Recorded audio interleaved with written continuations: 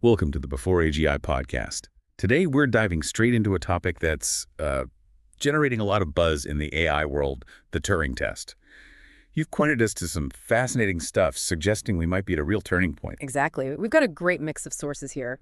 A dynamic TikTok giving the high-level view on recent advancements, and then this really detailed academic paper from UC San Diego. It gets into the nitty-gritty of a potentially landmark study. Okay, let's unpack this then. Our goal today is pretty simple. Cut through the noise, understand what the Turing test really is, what these new findings, tell us about where AI is heading and why this is crucial info for anyone tracking AI's evolution. Precisely. We'll start with the core idea of the Turing test, a bit of its history, and then we'll really dig into the exciting news around GPT-4.5 and whether it has, truly passed this iconic benchmark. We'll also touch on the debates and the bigger picture implications. Right. So for folks who might know the name, but maybe not the specifics, what exactly is the Turing test, like in a nutshell? Well, at its heart, the Turing test, which Alan Turing proposed way back in his 1950 paper, Computing, Machinery, and Intelligence, asks a pretty simple question, actually. Can a machine convince a human that it is also human, just through a text-based conversation? Okay, so it's all about this imitation game. Yeah. How does that actually work in practice? The basic setup involves a human evaluator, the interrogator, who chats via text with two hidden entities. One's a real person, the other's the machine trying its best to sound human. The goal for both the actual human and the AI is to convince the interrogator that they are the human one. Gotcha. And the big moment, when do we say the test is actually passed? Traditionally, the benchmark is if the interrogator can't reliably tell the machine apart from the human. Essentially, if the AI successfully fools the evaluator into thinking it's a person. But interestingly, there isn't like one single agreed-upon definition of passing. Yeah. Some interpretations suggest it's when the AI fools, say, around 30% of the interrogators over a certain time. Others have a much higher bar, suggesting the AI needs to be judged as more human-like than an actual human in the same conversation. That difference in interpretation makes sense. So this idea goes all the way back to 1950. What were the early days of AI like, trying to tackle this? Oh, early attempts were quite rudimentary. A famous example is Eliza from the 1960s. It was programmed to mimic a specific type of psychotherapist. Right, the Rogerian therapist one. Exactly. It mostly worked by spotting keywords in what the user typed and then responding with pre-programmed phrases or just rephrasing the user's input back at them. So not really understanding anything, more like clever pattern matching. Precisely. It wasn't actual understanding. Although Eliza was groundbreaking for its time and famously caused some people to believe it really understood them. They called it the Eliza Effect. But its ability to genuinely hold a human-like conversation was, well, very limited. Some might argue it arguably passed by a super minimal standard in very specific short chats. But it's fair to say those early programs were a million miles away from what Turing envisioned, right? Like a truly indistinguishable machine. Oh, absolutely. For decades, even with steady progress in language models and chatbots, the idea of a machine convincingly passing a rigorous Turing test seemed pretty far off, mostly theoretical. Until, Which brings us right to the big news, this 2025 study involving GPT-4.5. The TikTok video we saw definitely highlights this. What exactly did this study involve? Okay, so this was a pre-registered study done at UC San Diego, dated April 2025. What made it stand out was its rigorous three-party Turing test design. So instead of just a human talking to an AI, you had one interrogator and two witnesses, one human, one AI, all chatting via text. The study compared human participants against several top AI systems, GPT-4.5, Llama 3.1, GPT-4.0, and even Eliza again, sort of as a baseline. A three-party setup. That sounds harder for the AI. Why is that setup significant? Well, the three-party setup is actually much closer to Turing's original imitation game idea. The evaluator is directly comparing two participants at the same time. This forces the AI not just to sound human, but potentially to sound more convincingly human than the actual person it's paired with in that specific interaction. Right, a direct comparison. Okay, so what were the big results? GPT 4.5 seems to be the headline act here. The findings were, frankly, remarkable. The study found that when GPT 4.5 was specifically prompted to adopt a particular human-like persona, they called this version GPT 4.5 persona, it was identified as the human participant an amazing 73% 73% of the time. Wow, 73%? Yeah, and what's really striking is that this wasn't just about fooling people sometimes. That 73% success rate was actually higher than the rate at which the interrogators correctly identified the real human participants in the same test. Wait, hold on. That's kind of mind-bending. So in this test, GPT-4.5 wasn't just as good as humans. It was seen as more human than some of the actual humans. That's the really key takeaway, yeah. Llama 3.1, using the same persona prompt, also did really well, achieving a 56% success rate, which means it was judged human 56% of the time, statistically pretty similar to the actual humans it was up against. Okay. In contrast, the other models, like GPT-4.0 and good old Eliza, they performed much lower, down around 21-23%. Basically, not much better than guessing. So the study authors are calling this the first robust empirical evidence of an AI convincingly passing a rigorous three-party Turing test. That sounds like a pretty bold statement. It is bold, yeah, and the academic paper really lays out the methodology. They used a decent number of participants, 126 undergrads, and 158 people from the prolific platform as the interrogators. The conversations themselves were kept quite short, just 5 minutes, and purely text-based. And you mentioned these persona prompts earlier. What was the idea behind using those specifically? Right, so the researchers tested two main ways of instructing the AI. One was a minimal no persona prompt, basically just telling the AI, try to convince the interrogator you're human. The other was the more detailed persona prompt. Okay. This persona prompt specifically told the AI to act like a young, somewhat introverted person who's familiar with internet culture and uses slang. They tested both GPT 4.5 and Llama 3.1 with both the no persona and persona prompts. And did giving the AI that specific persona make a big difference? A huge difference, yes.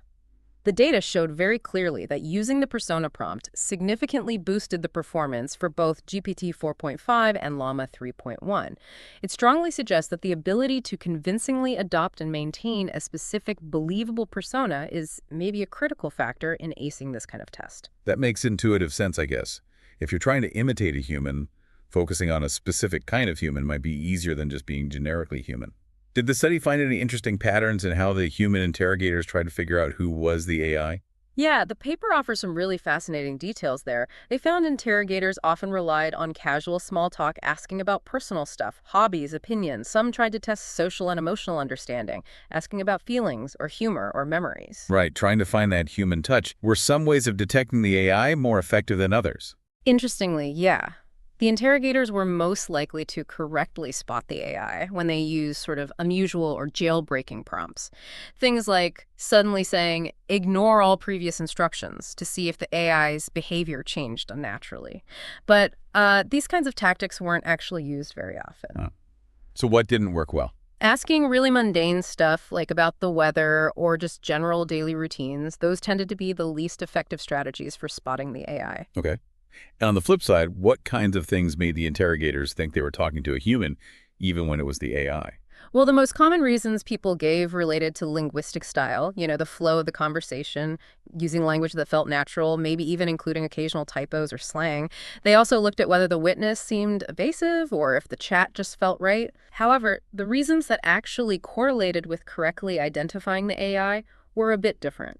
It often came down to how directly the witness answered questions, or sometimes, surprisingly, if they seemed to lack common knowledge. It suggests that sometimes maybe appearing a little uncertain or ignorant could seem more human than knowing everything perfectly. That's counterintuitive. Yeah. This all leads to that big question, though.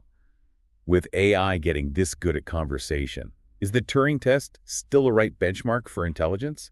The TikTok video touched on this too. Yeah, this is a major point of debate, and our sources definitely showed different viewpoints. Some argue the Turing test is basically outdated now. Like, as mentioned online, even older GPT versions could sometimes fool people, so maybe passing it isn't the huge deal it once seemed. And then there's the whole ethical angle, that a well-designed ethical AI might deliberately identify itself, meaning it would automatically fail the test, right? Exactly. That's a strong argument.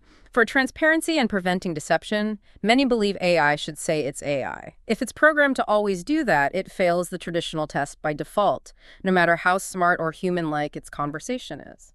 So if an AI can convincingly imitate a human, but is programmed not to, Yeah. does passing the test really tell us much about its actual intelligence underneath?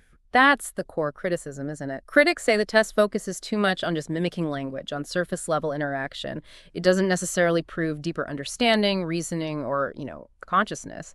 The UC San Diego study itself even points out that the interrogator's decisions were often based more on linguistic style and perceived social or emotional cues, rather than on what we might think of as raw intelligence, like factual recall. Right. So it leads to that question. Is passing the test just a reflection of very sophisticated programming and clever persona design, rather than genuine human-like intelligence? Okay, so even with GPT-4.5 putting on such an impressive show, there's still big debates about what it all really means.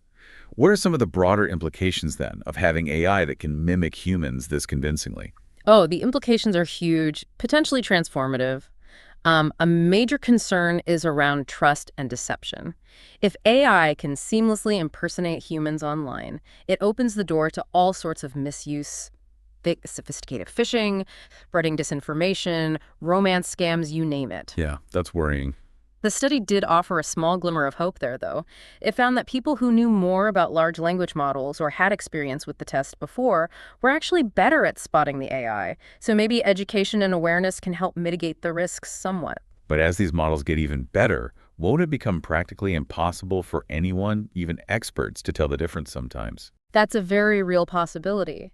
And it's why many researchers are now pushing for new AI benchmarks that go beyond the Turing test's limitations.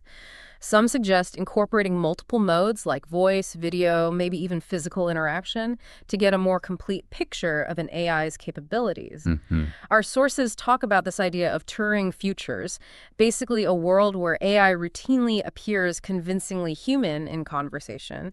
It's worth noting, though, this is a bit different from Turing's original idea of, like, child machines learning to deceive through experience, like humans do. Today's AI gets there through massive data sets and complex algorithms. So we could start seeing AI used much more in roles that currently involve short conversations with people, like customer service. Absolutely. Customer service, tech support, maybe even certain kinds of online moderation or engagement. If AI can handle these short interactions convincingly, that could cause major shifts in the job market and society.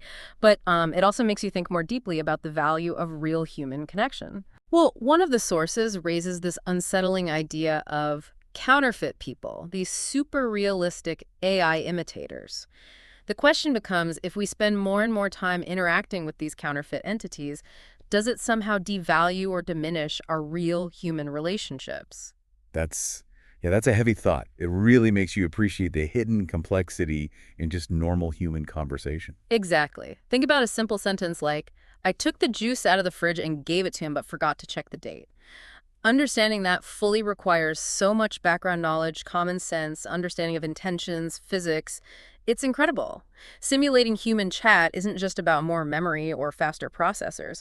As AI gets closer to looking human, we might really have to grapple with those deep questions about consciousness and what makes us unique. So let's bring it back to you, our listener.